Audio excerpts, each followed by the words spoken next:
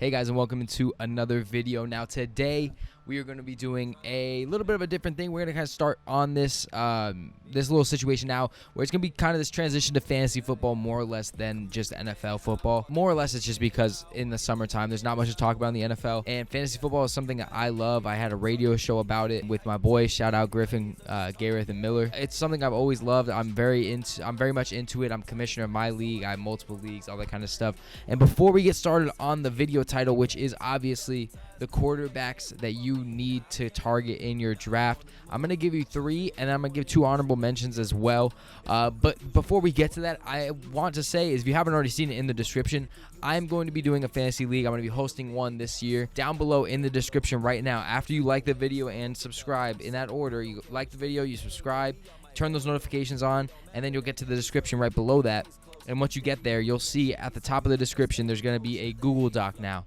It's just going to have a spot for you to put your name and put your email. You'll be entered to be in the fantasy football league that I'm going to be running.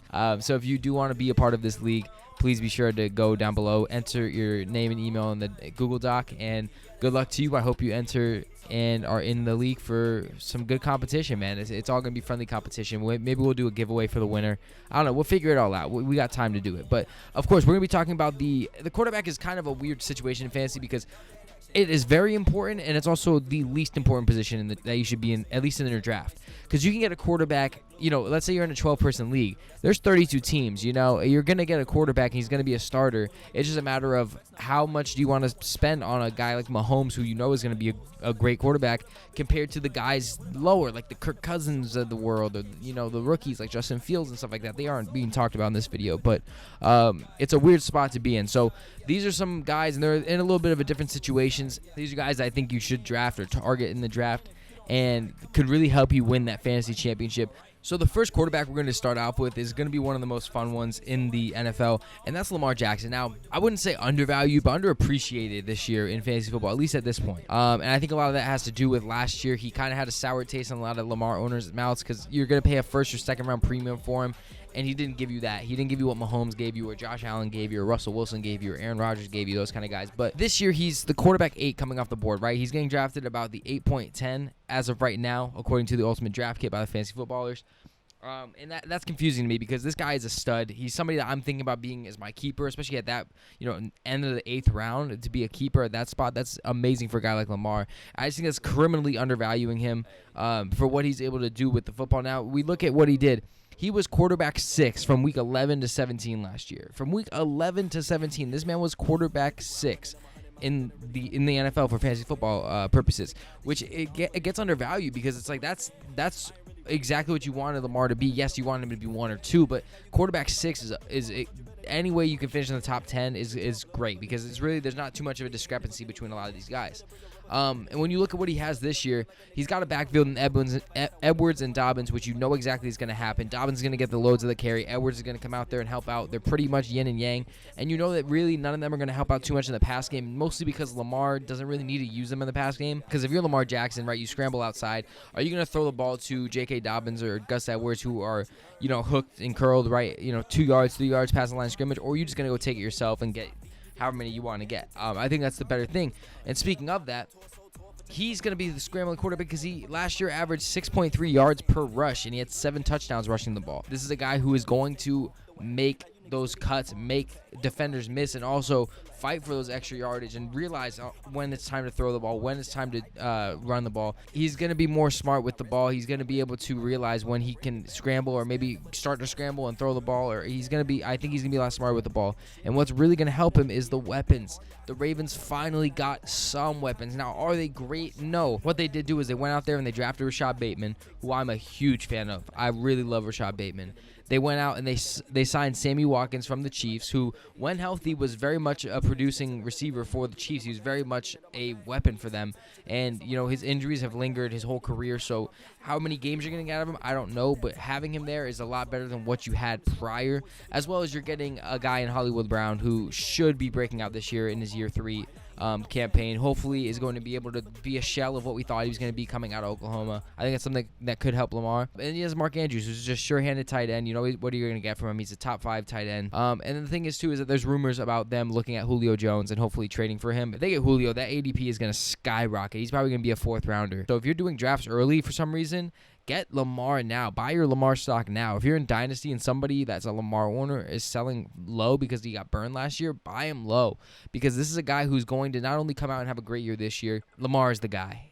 And he's going to be the guy this year. I think he's going to be a top 5 quarterback in my opinion. But if he finishes anywhere in the top 8, you know, that's what you're hoping for with him being quarterback 8 off the board. In my opinion, the only thing that can ruin him in fantasy this year is an injury, and we never want to hope for that. No, knock on wood, that does not happen. Going to the second quarterback on my list, it's going to be Trevor Lawrence. Now, Trevor Lawrence is the number 1 overall pick, obviously, but I think he's being criminally underrated, but also overrated at the same time. And you're going to understand what I'm saying in a second. I say he's overrated right now because his ADP is the 907, right? You're telling me that 7 picks later, Trevor Lawrence is getting picked. I'm taking Lamar Jackson that 1 round earlier, and I'm not looking back. You want his ADP to start falling down, and I think it will. I really do think it will. I think he's going to end up around the 10-11 mark in most drafts. I think that, especially in mock drafts right now, he's getting bumped up so much because it's the new toy. People just like seeing his name on their team and that kind of stuff.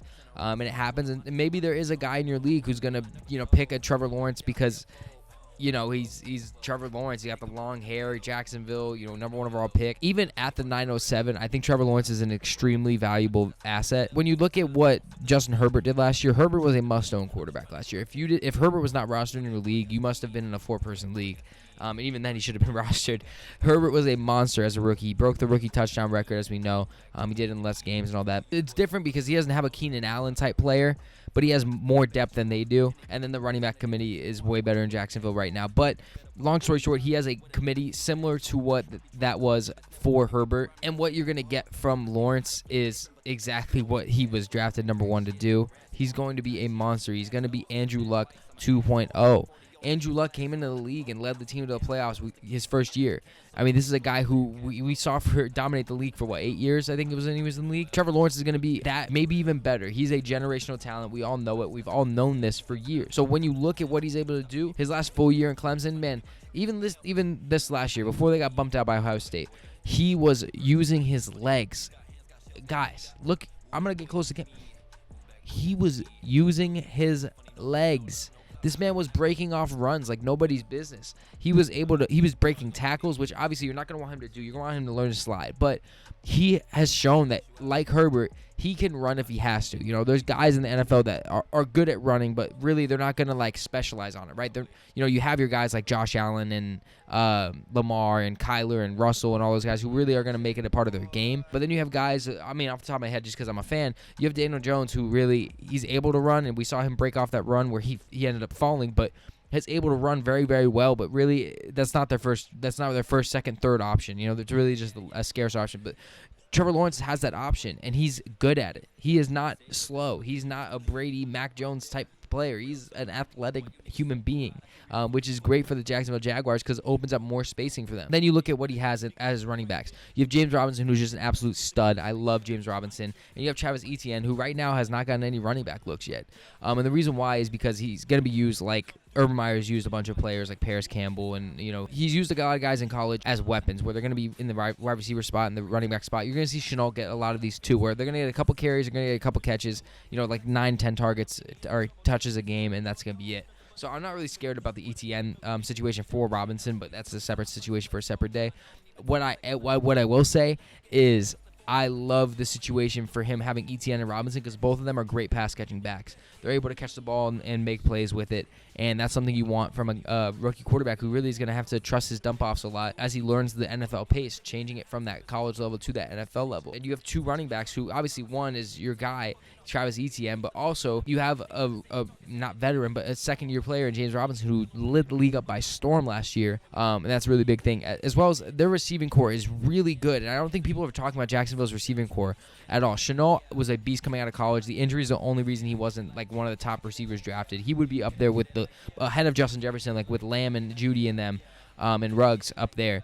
If he wasn't such such a hazard to himself at that time in Colorado. But Chanel came in last year and he had a very good rookie season. Again, was still dealing with some bang-ups, but had a very solid rookie season, running the ball, passing, or catching the ball. I mean, he was able to do a lot. DJ Chark had a slower season than what he had the year before, but DJ Chark has proven he is a top 20, top 25 receiver in the NFL. He is that good. He's 6'4". He runs routes crisp. He can jump ball, but really he's going to be used for those tight catches, those route running, and that's really good. And then they add a guy like Marvin Jones, who Marvin Jones has one role, and that's, hey, run straight and jump over somebody to catch this deep ball. And that's what Marvin Jones does. He catches touchdowns. He catches the deep ball. He's a reliable target on that deep ball. So Trevor Lawrence has a guy in Marvin Jones he can throw the deep ball to. He has a Chanel who really is a quick, running back / receiver flex type player, as well as DJ Chark, who really is going to be good for those intermediate, those route runnings, those getting up on it, those kind of situations. And then he has two running backs who are both able to be receivers by themselves if they really wanted to. And then you look at the depth behind them as well. They added Philip Dorsett, who has been banged up for the past couple of years, but has shown he can be a compatible receiver in New England. And then they also have Colin Johnson, who they drafted last year, who had a couple great games last year. He's 6'6". I mean, the guy is just a monster. And learning from Marvin Jones will be really good for him to go up and get those balls. And of course, they got Tim Tebow. You can't forget about Tim Tebow at the tight end position. It's gonna be a fun offense to watch. It's gonna be a fun team to watch. And Trevor Lawrence is gonna be able to do it. And he plays in the division with the Texans and the Titans, who are both horrible at pass defense.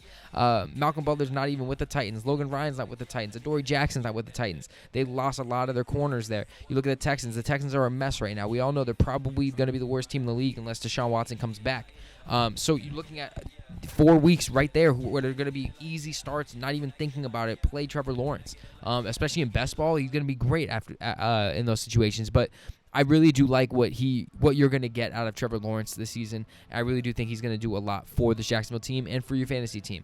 I don't think you need if you're one of those guys who avoids the quarterbacks early on, I think it's going to be good for you to, like I said, avoid those quarterbacks early on, get your running backs, your receivers, and then when you look in round 8, round 9, where Lamar Jackson might still be on the board, or Trevor Lawrence, that's going to be great. If you haven't already, like the video, subscribe if you are new. I really do appreciate it. On that road to 1K, would love for you to be on the road. Of course, go check out that fantasy doc in the description to join the fantasy league or the chance that you know what I'm saying, man. Get in the league if you want to, man. But Cam Newton is going to be our third guy, right? Superman, Bam Cam, He's in New England, and obviously, if the initial reaction is probably like, wait, they just drafted Mac Jones. What do you mean Cam Newton? Cam Newton's ADP is round 16, pick 5. Round 16, pick 5. Listen to me here. In 2020, right, weeks 1 and 2. Week 1, he was quarterback 6. Week 2, he was quarterback 2, which made him quarterback 3 overall in week 1 after week 1 and week 2, going into week 3. Week 3, he did not have a good week, right? He dropped from quarterback 3 to quarterback 7. That is when he got COVID, right? And if you watch I Am Athlete, Brandon Marshall, Channing Crowder and Chad Johnson and Fred Taylor. You watch that podcast when they had Cam Newton on. He talked about this, and he said, "Listen, he's like, when I got COVID, he's like, not only was I like fatigued and all these things, I had to get myself back into shape I had to take those 14 days off, not doing anything, sitting in my house, and then I had to get back into game shape and play the next week. Because if you missed 2 weeks of school, they didn't." The people in your classroom did not wait 2 weeks. They're 2 weeks ahead now, and not only are you now staying with them and trying to stay along their path, but you have to also teach yourself what you already missed. He's like, so I was just constantly playing catch up, where the offense itself was 2 weeks ahead of where the quarterback was in Cam, right? And that as soon as he spoke that, it made so much sense to me, and I was like, man, he's gonna have a good year next year. I hope they didn't take Mac Jones. They did. From week 6 to 17. Which is when he came back from COVID, he was still quarterback 13, right? That's crazy. Quarterback 13 for Cam Newton. Obviously, quarterback 13 is not going to win you the league, right? But he was quarterback 13 after that, and he's talked about being fatigued, and you saw some games that were just not good from Cam. But now you look at the offense, right? He has a running back in Damian Harris, who I think everyone in the fantasy community is excited about because they're like, this is the year that he is the man, right? They still have, obviously, Sony Michel and stuff, but like, he is the man. They re-signed James White as well, but he is the man. He's going to be a running back, and he's a power running back. He's able to get in there. Cam's going to be able to run the option. He's going to be able to do more because they have a sure running back, and I think Harris is going to break out, which is going to help him out. Now, will Aguilar be this top receiver? Probably not, but when he was in Vegas last year, he looked real good, and I mean real good. That he had some great games. If you had Aguilar on your fantasy team during those weeks, it was great. They added Kendrick Bourne as well, who obviously isn't a great receiver, but being just a solid depth piece in this team is good. You have N'Keal Harry and you have Jacoby Myers both going into year 3. That's helpful for them because that means they're developing, they're getting better, and hopefully you can see something out of N'Keal being a first-round pick. And obviously Myers has proven that he's a solid depth guy as well. But really want N'Keal to take that next step. You also get 2 top tight ends, 2 top 7, top 10 tight ends, however you want to, let's say top 10 just to be safe, but in Hunter Henry and Jonnu Smith. You add both of them. Jonnu had a breakout year for the Titans last year, and the fact that he was able to go to the Patriots is great. And then Hunter Henry not being re-signed by the Chargers and then being signed there, they're going to be running 2 tight end sets, which is going to be able to be short intermediate routes for Cam, so he can make those easier throws. Again, even the guys that he has, Aguilar is more of a deep threat, but other than that, Kendrick Bourne, N'Keal Harry, Jacoby Myers, those are middle route guys. Intermediate routes, short routes, and stuff. That's going to really be where they shine. Here's my thing. Mac Jones doesn't scare me. I think Mac Jones, is he going to start it all this year? Maybe week 17. I don't think he's going to start this year at all. They have 1 year of Cam. They're going to see what they got in Cam, and then they're going to let Mac Jones do it. If Cam goes out, that's when Mac Jones can step in. He's worth using for the beginning of your season, if he doesn't ball out like I think he can. He's worth drafting because you can get him at the 16th round. That's basically the end of most drafts. If you can draft him at the end of the draft to be a backup quarterback, let's say you get a top quarterback. I don't know off the top of my head the schedules. Let's say you have, not like, obviously if you're going to start Mahomes and everything. Let's say you draft Lamar Jackson in the 8th, right? And you look at Lamar Jackson's schedule. Let's say, I'm making this up, right? I think it's actually incorrect. I'm pretty sure I even wrote it in there. But let's say Lamar Jackson's first 4 weeks are like crazy. Let's say he's playing the Buccaneers and Washington. He's playing all the top defenses. You can play Cam those first few weeks, and I bet you Cam is going to win you those weeks, and then you can go and you can do something else. Now, I know that's different because Lamar literally has the easiest strength of schedule. I didn't even mention that about Lamar. Weeks 1 through 4, he has the easiest strength of schedule out of all quarterbacks from weeks 1 through 4. He's playing the Raiders, the Chiefs, the Lions, and the Broncos. So a little bit of a Lamar section there. I forgot to mention that. If Cam is a guy you can stash and you can get a good quality weeks out of him, and I really do think he's going to keep providing good solid weeks to where if you're one of those guys who has just 2, bottom, maybe you have Carson Wentz and Cam Newton on your roster, Carson, Cam. That is completely fine to do. I think that Cam is going to be a solid fantasy asset. I really do. This could bite me in the butt if he doesn't start, but if he is starting, I think that he is going to prove to people that he still has got some stuff in the tank. And I'm not even the biggest Cam fan until this year. I really do believe in him. Honorable mentions here. We're going to talk about Tom Brady real quick. Tom Brady right now is being drafted at the 608. 12 quarterbacks are being taken ahead of him. That's crazy. That's just crazy. He has all of his weapons back. They got everybody. It's been talked about all season. Leonard Fournette is now going to be probably the lead back with Ronald Jones there. They're both very good. We both know that. I think they're going to get more passing looks than they did last year. They also brought in Giovanni Bernard, who is a pass-catching back, obviously, which is good. O.J. Howard should be back. Brait and Gronk are still going to be there. A.B., Godwin, Evans, Scotty Miller. They have all of their guys back, even the rookie, I forgot his name, Jayden Mickens, right? He's there as well. So they have a lot of things, and the offensive line is still solid. They had a great rookie season from Tristan Wirfs. I think this is a team that really can just, do what they did last year, maybe even repeat as champions, because Brady is that good. Brady is that good as a fantasy quarterback, and he doesn't run the ball. But the thing is, he can QB sneak. If they're at the goal line, he's probably going to QB sneak for a touchdown. But he's not even going to run the ball, and I guarantee you he's going to be a top 10 quarterback. I guarantee you he's going to be a top 10 quarterback, unless an injury happens, which is so rare for Brady. But I think he really can be a top 10 quarterback. And are you going to take Matt Stafford over him? You're going to take Kirk Cousins over him? Carson Wentz? Ben Roethlisberger? No, you're going to take Brady over all of them. Brady is right above all of those guys. You're going to want to take Brady over all of them. If you're one of those guys who's not going to take a quarterback those first 6 rounds, right, you're going to pass on the Russell Wilsons and the Lamars and the Josh Allens and Rodgers and all that. Brady's your guy. Brady is your guy, and you're going to feel confident playing Brady every week because the Buccaneers are going to be better than most teams every single week. And then the last but not least is a little bit of a homer pick, but at the same time, it's got some fruition to it. Daniel Jones. Now, we've heard this all before. We said it last year with Daniel Jones. We said it the year before, and every year he turns over the ball. He's whatever. This is not a guy you're drafting to be a starter, right? You're not drafting him to be your one and only quarterback. If you're doing that, you're doing it wrong. That's simply it. You can get him in the last round. He's a free agent in most drafts. You can get him as your last pick. And your last few picks, last 2-3 rounds, should really be guys who you're going to take a chance on. And if they don't pan out, they're the guys you're going to cut for the guy who did break out in free agency, right? You can take him in the last round and just watch how he does those first couple weeks and see if it's good or see if it's the same old we've seen with him, right? He's in the division where the Cowboys play. If you guys don't know, the Cowboys have no one to guard anybody in the secondary. They cannot guard a single soul. Where maybe Trevon Diggs balls out. maybe Micah Parsons is some Bobby Wagner type, where a Luke Kuechly type, that he can really drop back into coverage and stuff like that. But in reality, they don't have people that can cover receivers. And when you look at the division, it's receiver central, man. It is great. And when you look at what Daniel Jones has, Daniel Jones, the biggest problem with him, obviously, is the fumbling. But he has not had a healthy weapons core his whole career.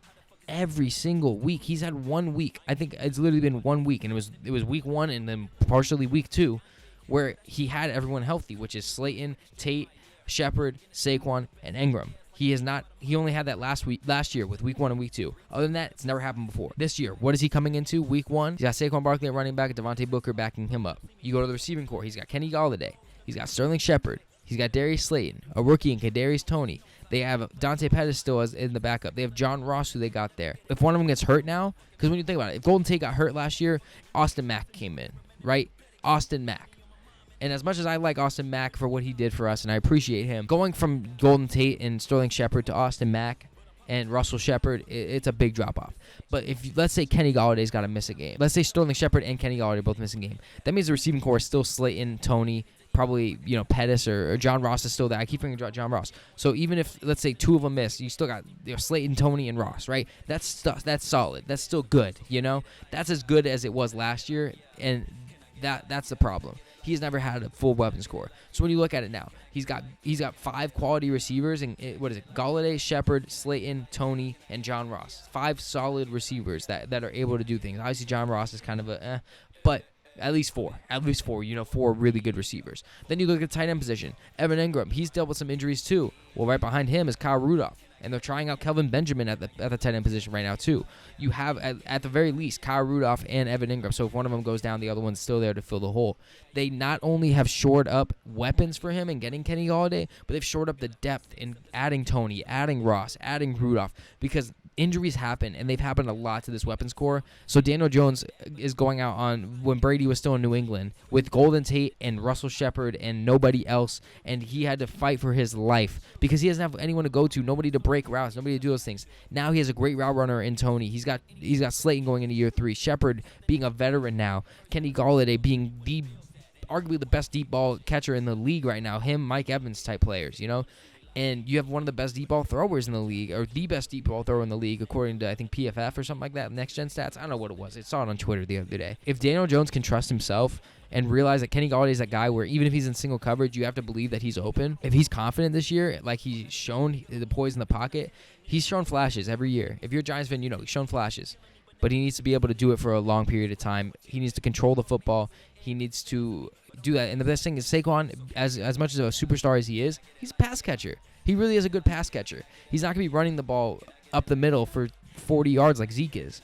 He's going to be able to do screens and stuff to where Daniel Jones not only is able to do that, he's able to move with his feet. We've talked about it already.